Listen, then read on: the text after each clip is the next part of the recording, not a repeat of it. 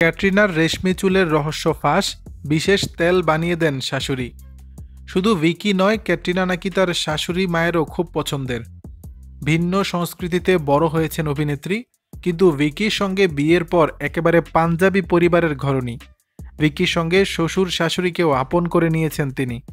কিছুদিন আগেই শাশুড়ি মা বিনা কৌশলের সঙ্গে শিরডি সাইবাবার মন্দিরে পৌঁছে গিয়েছিলেন ক্যাটরিনা। শাশুড়ি বৌমার এই জুটি দেখে মুগ্ধ হয়েছিলেন ভক্ত অনুরাগীরা। ভারতীয় গণমাধ্যমের এক প্রতিবেদনে বলা হয়েছে, ক্যাটরিনার যথেষ্ট খেয়ালও রাখেন ভিকির মা। পুত্রবধূর এক ঢাল কালো রেশমি চুলের পিছনে তার বড় ভূমিকা রয়েছে। নিজে হাতে ক্যাটরিনার জন্য বিশেষ এক ঘরোয়া তেল তৈরি করে দেন তিনি। এক সাক্ষাৎকারে ক্যাটরিনা নিজেই জানিয়েছেন তার শাশুড়ির তৈরি এই ঘরোয়া টোটকার কথা।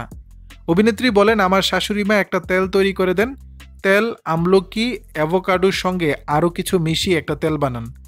এই তেল সত্যিই চুলের পক্ষে খুব উপকারী। দর্শক, বিষয়টি নিয়ে আপনাদের মতামত জানাবেন নিচের কমেন্ট বক্সে।